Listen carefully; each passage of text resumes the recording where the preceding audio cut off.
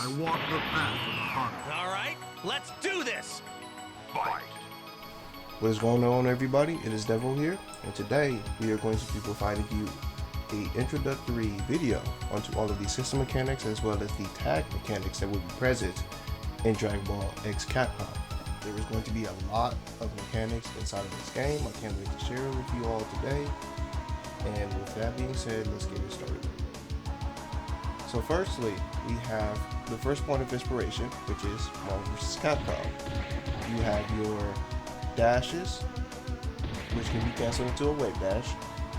You have super jumping, you have push block, and you have chain combos. That is all the points of inspiration for Marvel vs. Capcom on that front. We will have things from TBC, which is the next point of inspiration for this game. You have universal air dashing, as well as universal double jumping. I more than likely will be adding a secondary air dash, as opposed to just the singular air dash that we currently have, to open up the area movement a bit more. The air dash, though, is more or less based off of Dragon Ball FighterZ, where you have the first 6 frames where you cannot commit to an action. So you have to wait for 6 frames before you can actually commit to an action. You can buffer it, but if you buffer it too quickly, nothing will come out. So you have to be very careful and a bit more deliberate about what moves you are doing out of your air dash. So next we have 2 system mechanics that are going to be a big part of this game that are based off of 2 mechanics from TBC. First, we have Z-Break.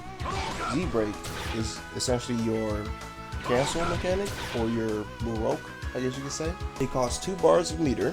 It's going to be a powerful offensive mechanic. You can cancel any move in the game that aren't supers and your EX moves. So, your lights and your medium specials can be canceled into Z-Break.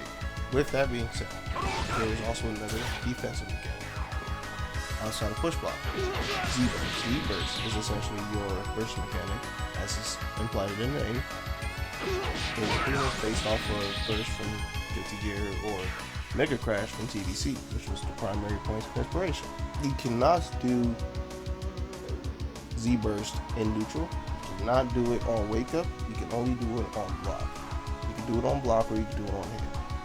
So, that is Z-Burst. You can be baited with Z-Break if you can react to it or predict it that they're going to do it, because it is very much punishable on block. As for the Dragon Ball FighterZ part, you have your light, medium, and heavy specials. Your heavy specials, as I said before, are your EX specials. So, your EX specials cannot be canceled into Z-Break, as I said before, but it is scalable with the super, and they are essentially your powerful versions of your specials. He has Legend Fireball as his heavy special, or his heavy fireball, and he has Auto Shoryu as his heavy DP, just as a couple of examples. There is also Parry. Parry is also going to be a pretty important mechanic. It will be very hard to try to implement in the heat of battle because of how fast-paced this game will be, but it is going to be a very rewarding move to try to land. It is another form of defense in this game, where offense, I believe, will be insurmountable. So, it is a high-risk, high-reward move, as I would put it. I can't wait to see what you guys come up with, and we will be moving on to tag mechanics. The tag mechanics are really what's going to separate this game from MVCX. As you may know, you have your assist, your Z assist, as it's called. Next, we have Z attack. If you played Marvel vs. Capcom, you will know this as crossover attack. Next, we have Ultimate Z Change. Ultimate Z Change is essentially delayed hyper combo for this game. Next, we have Snapback. Snapback is done, of course, before with heavy punch and heavy kick. You snap at the opponents of the character. Then we have Z Counter. Z Counter is done with reverse DP plus punch. You're tagging your other character and then they do an attack of their own to try to get the opponent off of you. Then we have Team Aerial Attack, which is basically Team Aerial Combo. This mechanic was taken out of MVCX, but it will be making its way into this one. Now, this is the mechanic that I am the most excited about. So there is no traditional active switch in this game. Instead, what you have to do, you have to tag in your assist character. Your assist character is called in with Z assist, and then once their character is on screen, you do heavy punch and heavy kick, and then you commit to a Z switch. This is primarily based off of Power Rangers Battle for the Grid, if you played that, and the upcoming Marvel Tokon. Call in your assist character and then you tag into them while they're on screen.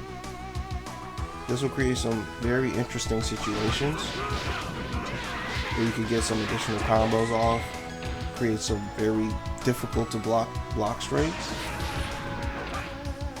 as well as making some moves, relatively strong as a tag option. So there is no traditional active switch, but the idea of tagging in a character through assists has never been done before in Mugen. Shout outs to Space 23 for making this work.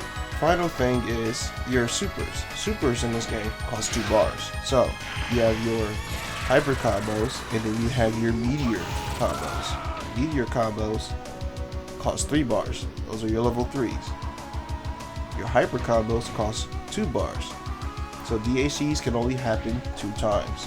We'll leave you guys with Goku and Ryu's meteor combos. I hope you guys have enjoyed this introductory guide to all of the mechanics of the game, and I will see you guys next time. Shin! Shaw!